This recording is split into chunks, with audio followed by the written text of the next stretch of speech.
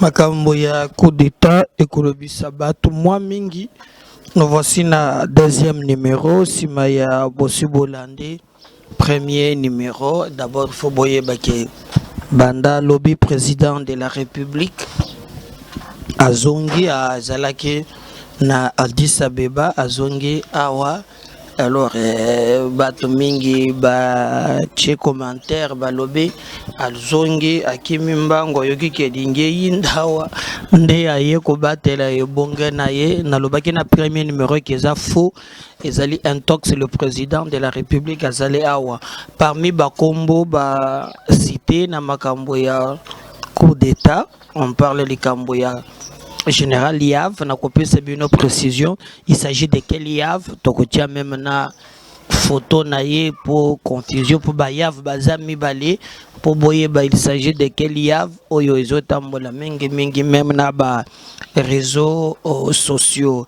Alors abima kito abima kité azakaka na aner oyo alekisaki butu na ye ya liboso toko landa avocat na ye a sali interview lo lengenini situation na ye ezaleli bokoyoka yango na deuxième numéro oyo Joseph Kabila batangi peye na likambo na balobiye moto azali en collaboration na François Beya pambate même misolo na ye oyo ya ebele ye moto azali ko détenir yango François Beya moto geraka yango. Merci na confiance, merci na fidélité.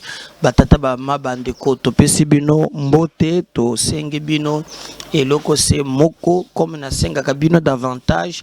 Merci de vous abonner na chaîne Nabiso. Merci de continuer à partager. Merci de continuer à liker. Merci ya ko benga batu musoba kota en ligne.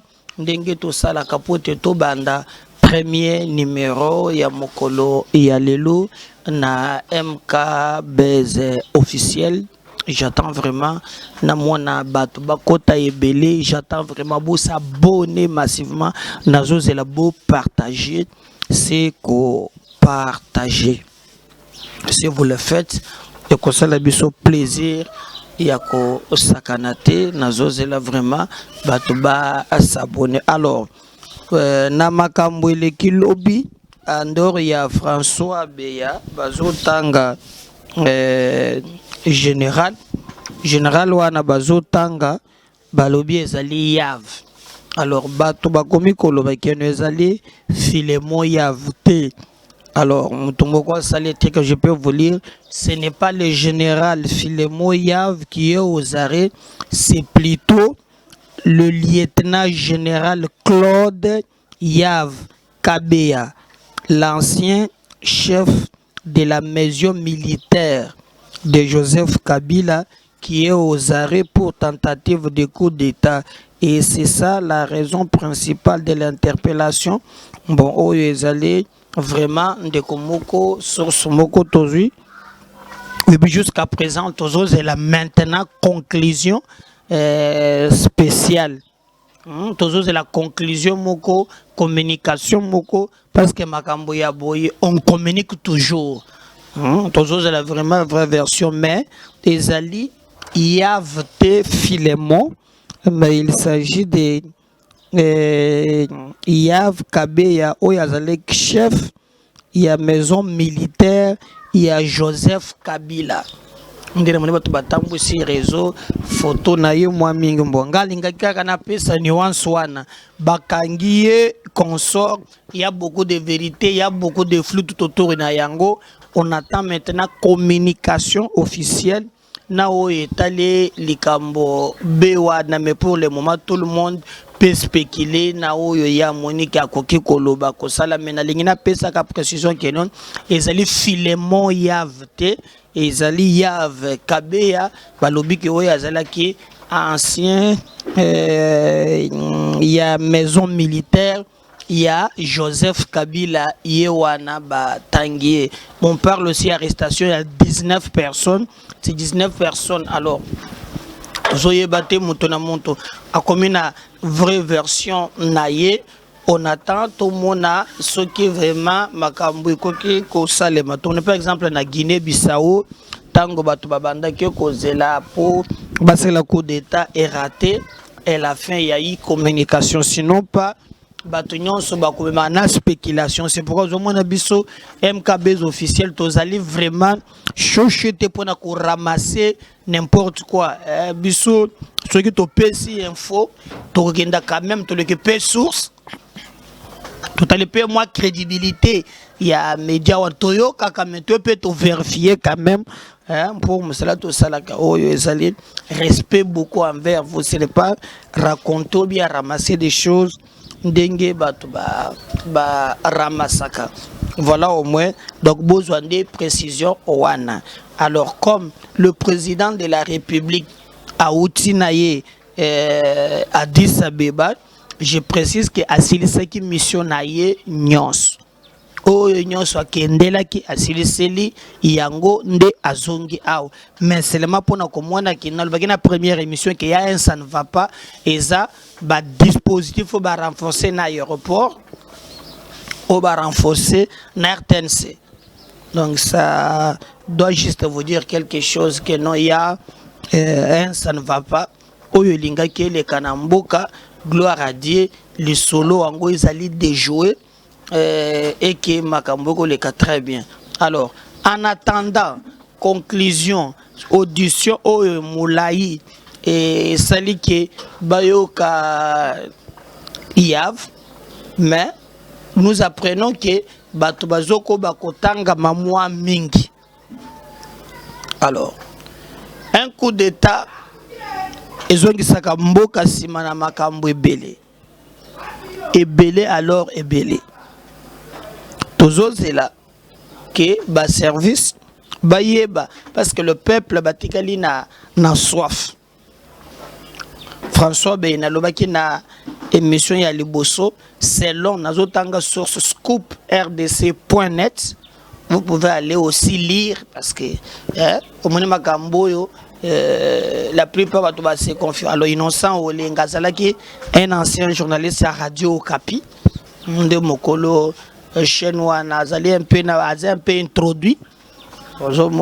Alors à l'Obaki, Nyon solo kioyo, ezali bato bakangi na beni nde ba révélé yango. Mais selon toujours lui, François Beyebaki teke babanda ki pe ko filer na bamboka o misato bandeki ko bongisa makambo salema balandeli bamone kazana mbongo ebele même peu mbongo ya Kabila zo gérer yango. Selon toujours Scoop RDC auti ko voyager kala mingi te Fachi ayeba kité. Alors mboka oyo batangi na balobeko na ndenga yeli nzela ya Braza. Le que Braza mbot. Est-ce que ça sous a peine intérêt de déstabiliser le sous-Congo? Yemokwaza chef coutumier ya ba président akendakate aumela et tout ça. Est-ce que lui a intérêt aussi de voir notre pays instable? Mais si y a coup d'état, est-ce qu'il peut épargner yekutubatunyo sobaseba sanzi? Donc il y a un peu cacophonie moko ya kosakanate. Mais le dernier voyage tango akendaki Maroc, or bamboka wana misatu nde bazo tanga Maroc, Tunisie na Congo Brazza. Il est venu par Brazza et même président ayeba quitté. Vous voyez? Alors c'est ainsi que je crois que le service des renseignements militaires, parce que les militaires bato ba kangiye, service des renseignements militaires, bato nde ba kangiye. Bayepe na aner bazangi na bayelima nde bomoni balalisiye na kuna zali kosama. Mais aussi on parle aussi que non bamboka ebele ya bapaya otoko benga ba occidentaux en tout cas baboya kilikamboan. Ils auront aussi contribué beaucoup pour être l'inévitable vraiment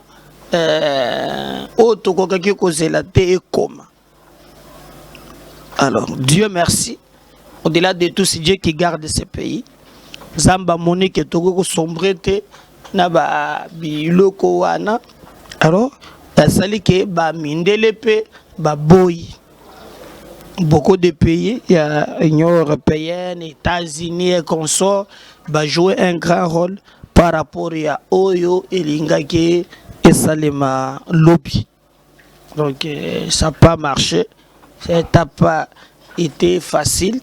Donc makambo idekete ndenge bango ba kanakiki et eleka. Donc on parle aussi de l'implication, il y a communauté internationale. Bah, grande puissance, en tout cas, qui hostile. Je vous avais dit même que non.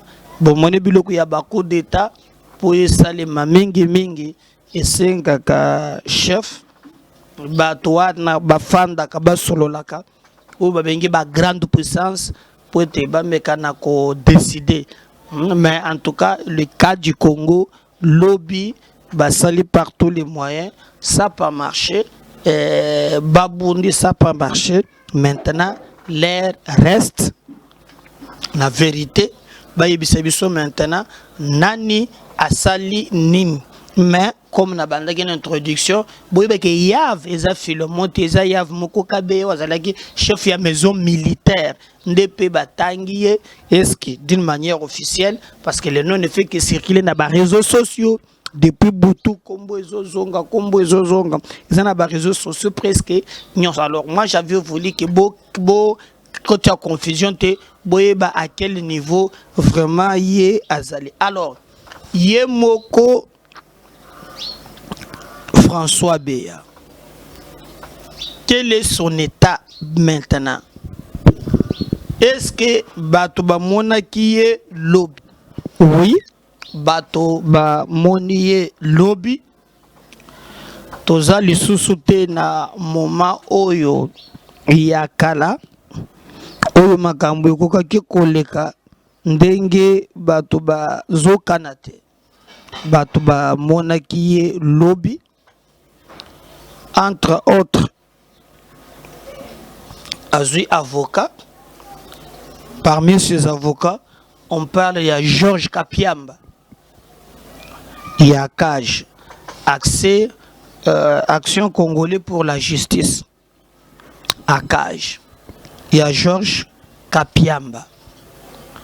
Akoma Keti na Aner Kuna et Asengi Accès.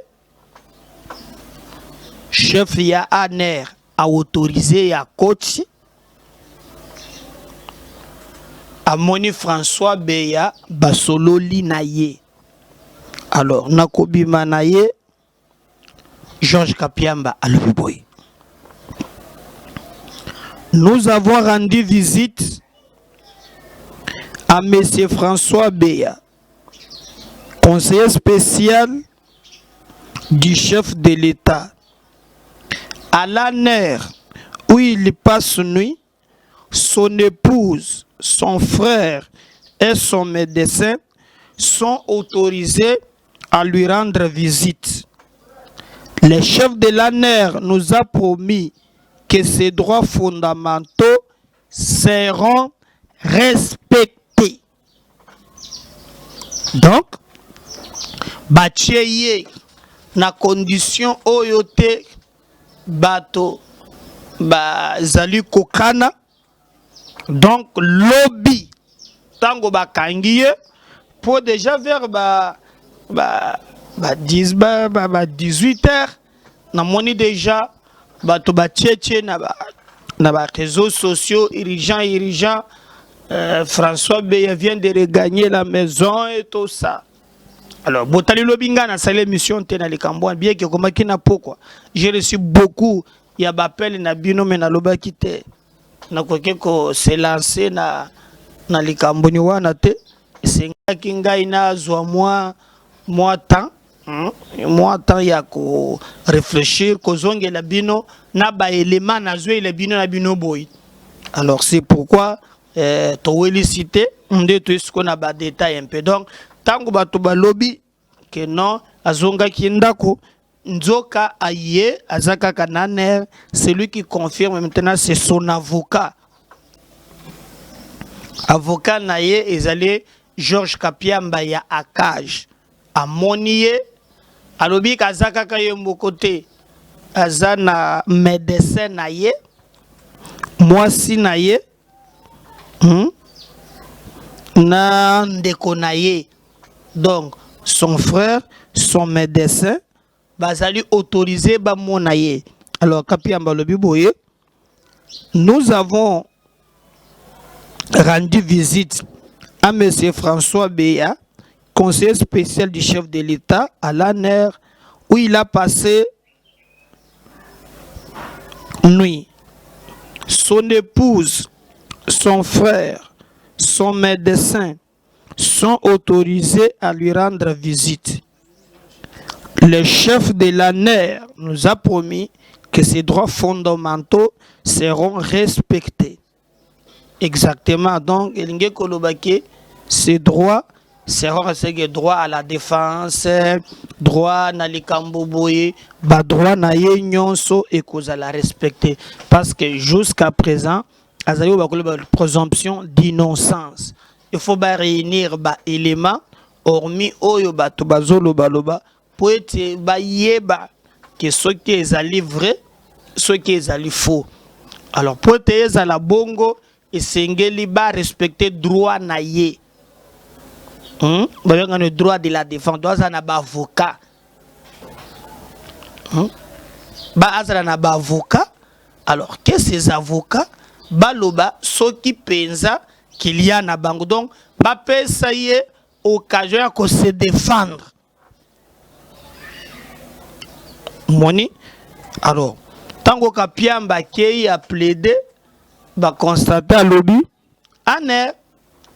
qui a respecté le droit naïe et qu'on a respecté. Alors, attendons voir maintenant comment audition, ce que nous nous demandons à Bandeli Sous. Kapiamba Zakuna, Batunyon Bazakuna, Batosole non, Bakamati, Batortire, Azakutu, non. Ndenge François Beyaza wana ndeko na ye, mwasi na ye, médecin na ye, avocat na ye, bato wana bazomo na ye sans problème, bazomo na ye sans problème. Et bazozela, je crois ce qui ba audition esili, prochaine étape togebe ce que kozala nini, mais au moins ba promettre que ba ko salisa procès moko oye kozala équitable qui respecte aussi droit à défense. Il ne suffit pas seulement ya ko fonda moto, mais il suffit aussi ya ba élément ezala probant. Mais ce que je peux vous dire, na niveau commis un conseiller spécial et comme na niveau wana climat eza lisusu penza malamote. Même si le point relationnel, vous voyez que ezale ba nini ya likolo. Alors, nous, ce qui nous intéresse, tout le monde peut que na likamboana kombo ya Joseph Kabila et Zongi. Tout le monde lisusu makambo na lobaki na première émission Kikaya bin Karubi à lobby. À lobaki que il y a même pas une semaine RDC a cause la épargné te na mayo matali ba coup d'état. Ah oui, na mayo matali coup d'état. Alors ce que nous attendons ezali pas de règlement de compte. On ne peut pas accepter de déstabiliser mboka na biso pour na bakalikil beo ya bango. Même bitumbo bozo rezo se na est wana te. C'est un plan. Yango nanga na ebisaki bino. So moni degré batu baza mobiliser pour être makambu ya état de siège échoué. Il y a quelque chose. Et aussi, citoyen Mbosso, est-ce que moyen ezate na moya lelo otanga liste ozalaka nango wana ya ba député baye bazalaka na ba groupe armé, parce que ba révélation est outil à partir ya kuna les gens bazo se sentir lisusu cop na bango ba minéraux zo salemate cop na bango boye boye na boye, ils ont prêt la politique de la terre brûlée et puis la motte pourvu que bango va se retrouver. C'est pas normal. C'est pas normal. Donc on a ko senga pe citoyen Mbosso ngonga yangoyo sunga pe biso na ba député yo yebi, parce que Jean-Marc Kalobaki à l'époque que bazana ba renseignement bazana ba kombo nde ba pesa ki bango.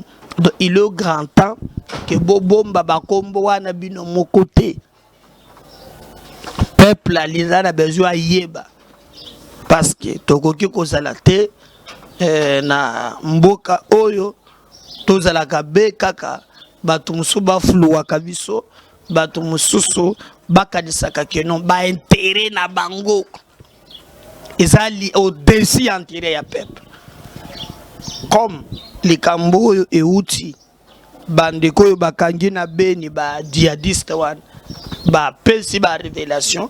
Moi je pense, à mon humble avis, il est grand temps maintenant que citoyen Mbosso asunga ba congolais bayeba bato wana bazali banani o ba député oya monake na ba groupe armé.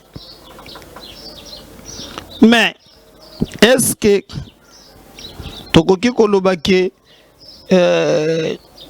kaka makambu ya kabunde salami tomoni pe nene oyo payé? Mais je me souviens à l'époque même kabunde pe bazwaki moi likambo moko oyo lobelaki makambo ya Rwanda kozela contente de makambo oyo ebandaki ko salem. Donc ezali un peu très compliqué, je vous dis bien très compliqué, mais attendons voir Mikolo Zoya s'il y aura au moins communiqué moko oyo koya ko apaiser ba congolais na biloko ya boye batika kata molai te sans que bato ba loba. Le pouvoir na démocratie na sina lobé ezaka pouvoir ya peuple. Na démocratie biso toko zonga de sous-souté na Mali, au Guinée, au Burkina Faso. Est-ce que vous pensez que tout ça là bas contexte ndenge moko? Même vous tous au bozo bolobaka armée c'est la qu'infiltré armée c'est ba Rwandais. Maintenant quand l'armée va prendre le pouvoir, ba Rwandais ba longwe. J'ai vu même quelqu'un qu'on s'appelle la ondeni ne raté faut simba. Parce que lui a un problème avec l'individu Tshisekedi. On t'avoue. On t'avoue. Armée au tozanango lelo. Oyozo kalisawana. Toi tu vas gérer ça. Tu vas comprendre. Même maye bango bazali koloba. Tu vas comprendre rien. Même ya makambo oyo bango bazoloba. Bazolobi oh non akimi yango ezongisi awa asali ata eloko moko te ayembangu mbangu akimi awa. Non, c'est faux. Faux et archi faux.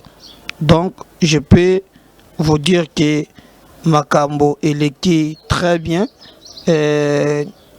Makambo ya lukuta bato bazwe bisabino ezali na sens mon côté. D'ailleurs je cherchais un élément qui ekoya peut-être après pour na expliquer bino lo lenge nini makambo ni wana ekozala. Mais pour retenir bande konanga sans mâcher les mots que en attendant comme bavocat naie bazui dossier biso tozo zela pe potoyeba vraiment nini ekoki koleka. Mais je crois que place député ou Yalingaza, le président de la République Azali, il a tenu aussi des propos pareils. À partir de Yalobi, que non, Yépe, Azana contact Yabato ya Mali, ça fout. Azana contact Yabato ya Mali, Azana contact Yabato ya Guinée, Azana contact Yabato ya Ndengenin. Ça va bouger, tu sais, Balobi ya Makas. Alors, Tala maintenant, Oyo et Bimi, il est là. Et je vous ai même aussi dit mon regret. Je ne vais pas laisser Nazo Ngelata une fois. Maintenant, est-ce que Bako Benga peut Joseph Kabila? Je pense que peut-être que Barça Lango publicité, comme ce nom est cité, na Bandeko Oyo, juste pour nous vérifier si c'est vrai ou si c'est faux. Parce qu'il peut aussi y avoir des intox. Si c'est vrai ou c'est faux. Mais si c'est faux, l'intérêt du Congo est allé au-dessus de l'intérêt de Kabila. Et surtout que son conseiller principal, diplomatique, le conseiller diplomatique, ambassadeur itinérant, Kika Yabin Karoubi Alobi, coup d'État en cascade, une nouvelle Afrique en gestation, soutenue par le peuple, des jeunes officiers militaires prennent le pouvoir, mettant fin à l'hypocrisie et aux mensonges de grandes puissances. La RD Congo ne fera pas exception. Alors, vous comprenez? Alors, si lui, déjà quelqu'un qui lui est très proche, à Lobaki Yango, et que Yé, à Yépé, Batangiye, moi je pense que Ekozalate Lokola ya Chebeya, mais Oyo Ezoko Kendena servi, il y a peuple, il y a stabilité à Mboka Nabiso, Otokoki Kozonga, Ata Mokolo Mokoli Susute, Sima, par rapport à ba progrès na ba réalisation to sala biso tokoki lisusu jamais lelo kondima ke to sala compter à zéro. Alors est-ce que bakoyo kaye donc bandeko ngana yebisi bino, attendons voir nde bato balobaka na poto, croisons les doigts si est seulement si ba version oyo batangi sérieux ezali vrai. Il est grand temps que Ekoko Malokola ya comment toko bengango ekozala lokola ya Chebe Yate.